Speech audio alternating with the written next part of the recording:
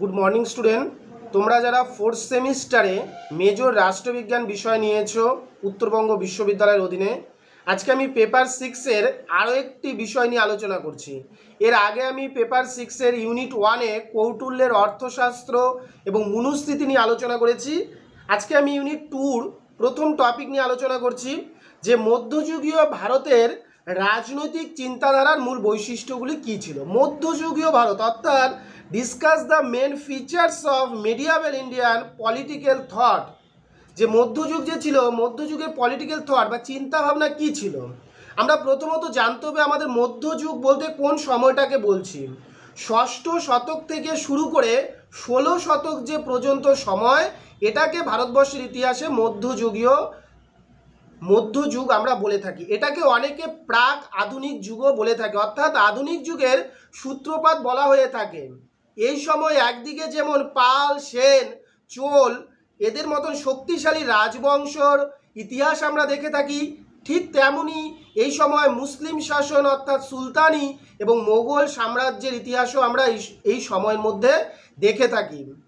এবং এই হিন্দু এবং মুসলিম সংস্কৃতির সংমিশ্রণে এই মধ্যযুগীয় রাজনৈতিক চিন্তাধারার অনেকগুলো বৈশিষ্ট্য আমরা এই সময় লক্ষ্য করতে পারি। এই সময় একদিকে যেমন বৌদ্ধ ধর্মের পতন ঘটে, ঠিক তেমনি অন্যদিকে আবার ভক্তিবাদী এবং সুফিবাদী আন্দোলনের সূত্রপাত হয়।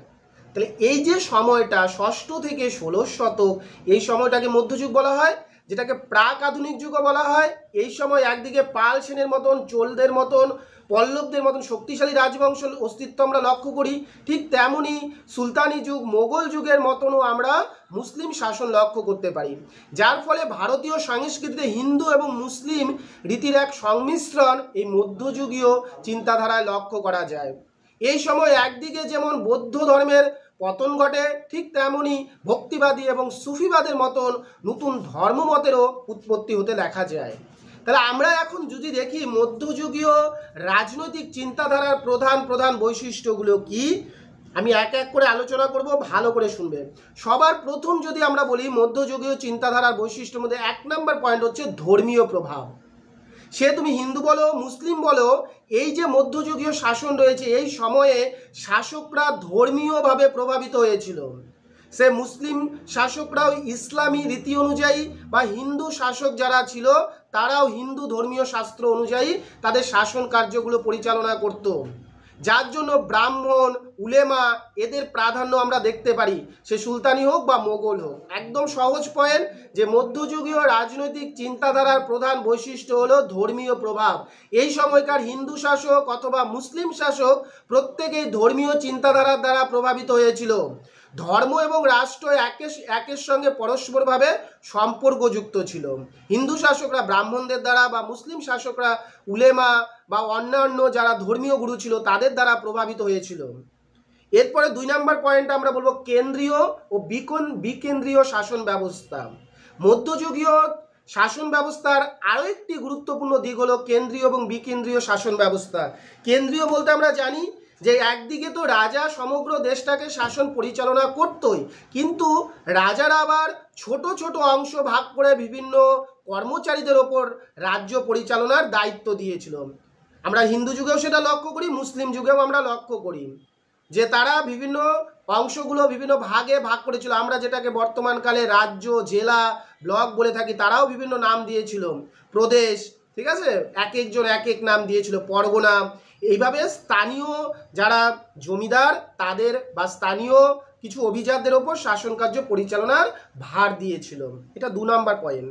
3 নম্বর আমরা মধ্যযুগীয় সামন্ততান্ত্রিক ব্যবস্থায় আরও একটি গুরুত্বপূর্ণ দিক লক্ষ্য করতে পারি, সামন্ততান্ত্রিক ব্যবস্থার অস্তিত্ব। এটা মধ্যযুগীয় রাজনৈতিক চিন্তাধারার একটা গুরুত্বপূর্ণ দিক। সামন্ততান্ত্রিক ব্যবস্থা আমরা প্রথম থেকেই পড়ে এসেছি, আমরা জানি যে ফিউডালিস্ট সিস্টেম বলা হচ্ছে যে যেখানে জমিদারি ব্যবস্থা থাকবে, অর্থাৎ জমিদাররা তাদের নিচু যারা লোক রয়েছে তাদের কাছ থেকে কর আদায় করবে বা ট্যাক্স আদায় করবে, এবং সেই আদায়কৃত রাজস্ব রাজাকে প্রদান করবে। এবং এই সামন্ততান্ত্রিক ব্যবস্থার অনেকগুলো খারাপ দিকও আমরা লক্ষ্য করেছিলাম, যেখানে কৃষক বা সাধারণ মানুষের উপর যে অত্যাচার সেই বিষয়টা ফুটে উঠেছিল। তো মধ্যযুগীয় রাজনৈতিক চিন্তাধারার মধ্যে সামন্ততান্ত্রিক ব্যবস্থার অস্তিত্ব আমরা লক্ষ্য করতে পারি। 4 নম্বর পয়েন্ট বলবো রাজ্য বিস্তার বা যুদ্ধ।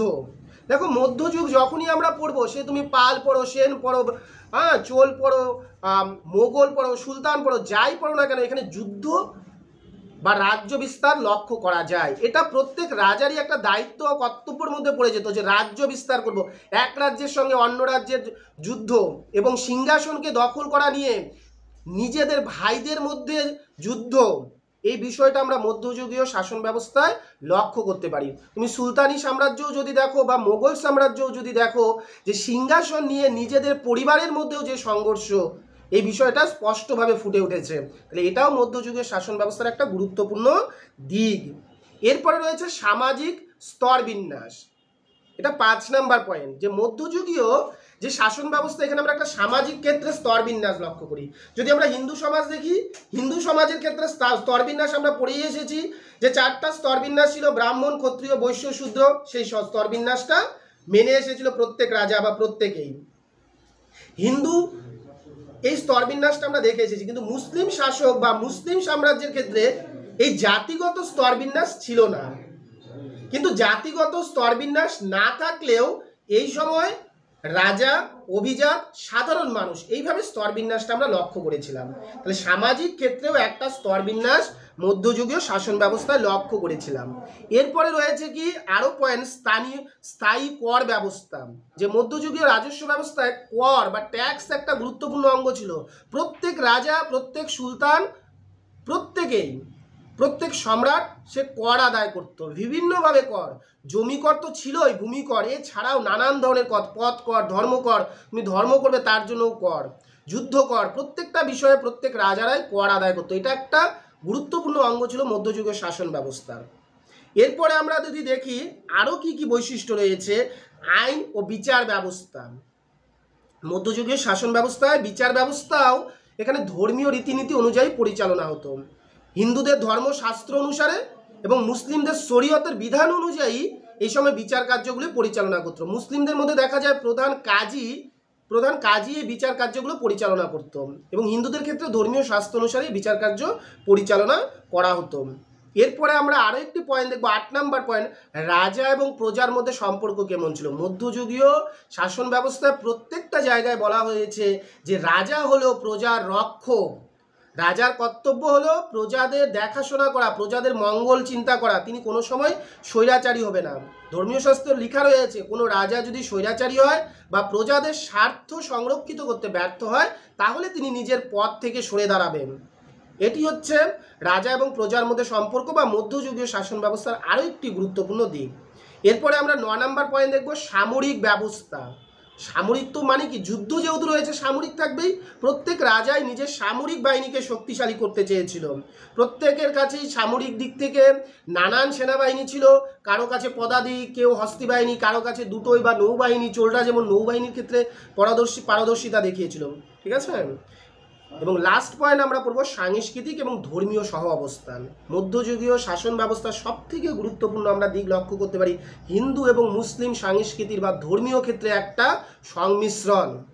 এখানে যেমন মুসলিম শাসকরা তারা হিন্দু যারা ধর্মীয় গুরু রয়েছিল তাদেরকে বিভিন্ন ধরনের মন্দির বা জমিদানের প্রথা লক্ষ্য করেছি, ঠিক তেমনি হিন্দু শাসক যারা ছিল তারাও মুসলিম যে ধর্মীয় গুরু ছিল তাদেরকে বিভিন্ন ধরনের জমি থেকে শুরু করে তাদেরকেও ভালো চোখে দেখা হয়েছিল। এই দিক থেকে বলতে পারি একটি আমরা ধর্মীয় সংস্কৃতি এই সময় আমরা লক্ষ্য করতে পারি।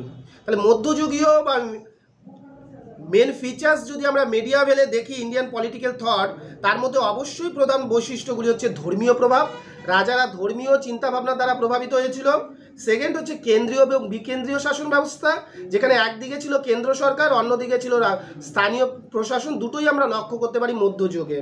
এবং এরপরে ছিল সামন্ততান্ত্রিক ব্যবস্থা, যেখানে জমিদার শ্রেণী ছিল যারা রাজস্ব আদায় করে কর রাজাকে দিত। এবং 4 নাম্বার আমরা দেখব রাজ্য বিস্তার এবং যুদ্ধ। এটাও মধ্যযুগীয় শাসন ব্যবস্থার একটি গুরুত্বপূর্ণ দিক, যে প্রত্যেক রাজাই যুদ্ধ করত এবং রাজ্য বিস্তার করত। 5 নাম্বার হচ্ছে সামাজিক ক্ষেত্রে স্তর বিন্যাস। এই সময় আমরা লক্ষ্য করতে পারি হিন্দু সমাজেও ব্রাহ্মণ, ক্ষত্রিয়, বৈশ্য, শূদ্র ছিল। মুসলিম সমাজেও রাজা, অভিজাত, স্থানীয় প্রজারা ছিল। স্থায়ী কর ব্যবস্থা, প্রত্যেক রাজাই কর বা ট্যাক্স আদায় করত, এটা তাদের প্রধান কর্তব্য ছিল। আইন ও বিচার ব্যবস্থা, আইন ও বিচার ব্যবস্থার ক্ষেত্রে দেখা যায় মুসলিম শাসকরা শরীয়তের বিধান অনুযায়ী প্রধান কাজী বিচার কার্য পরিচালনা করত এবং হিন্দুরাও তাদের ধর্মীয় শাস্ত্র অনুযায়ী বিচার কার্যগুলো পরিচালনা করত। রাজা এবং প্রজার সম্পর্কে এরপর 8 নম্বর পয়েন্ট আমি আলোচনা করেছিলাম, খুব সুসম্পর্কর কথাই বলা হয়েছে।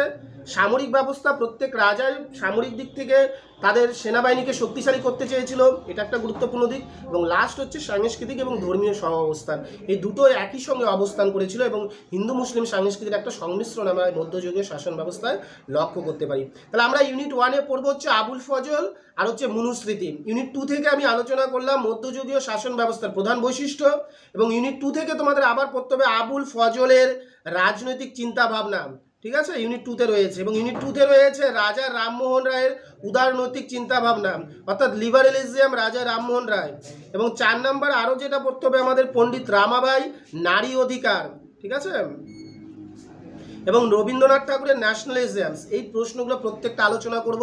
যে বিষয়গুলো আলোচনা করা হচ্ছে, দুটো প্রশ্ন নিয়ে আলোচনা করা হয়েছে, একটা হচ্ছে কৌটিল্যের অর্থশাস্ত্র, আর একটা হচ্ছে মধ্যযুগীয় রাজনৈতিক চিন্তাভাবনা। ভালো করে নোটগুলো দেখো, তোমাদের পরীক্ষার জন্য যথেষ্ট উপকারে আসবে।